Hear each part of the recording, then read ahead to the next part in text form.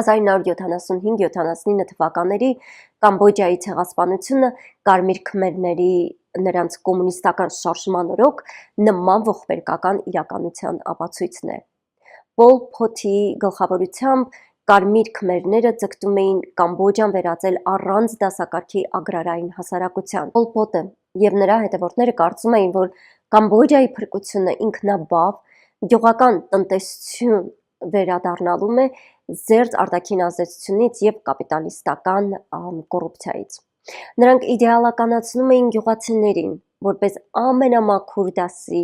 և ձգտում էին վերացնել հասարակության այսպես կոչված աղտոտիչներին, ներառյալ մտավորականներին, քաղաքաբնակներին և էթնիկ փոքրամասնություններին։ Կամբոջայում այս արմատականությունը հանգեցրեց մոտավորապես 1,7-ից 2,2 միլիոն մարդու հալածանքների և մահվան։ Թիրախները ներառում էին մտավորականները, մասնագետները և քաղաքաբնակները, ովքեր կոմունիստական ռեժիմի կողմից դիտարկվում էին որպես կոռուպցիոն ազդեցություններ։ Որպեսզի պատկերացնեք, թե ինչի մասին է խոսքը, ասեմ, որ եթե ես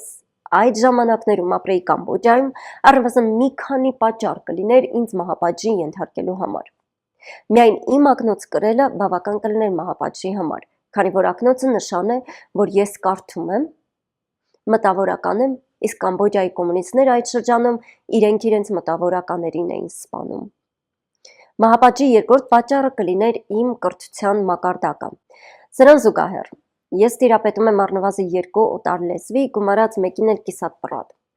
Ցանկացած անձ, ով տիրապետում էր առնվազն 1 օտար լեզվի, տաժանակիր աշխատանքների կամ մահապատժի էր ենթարկվում, քանի որ սա էլ էր նշան, որ անձը մտավորականության ներկայացուցիչ է։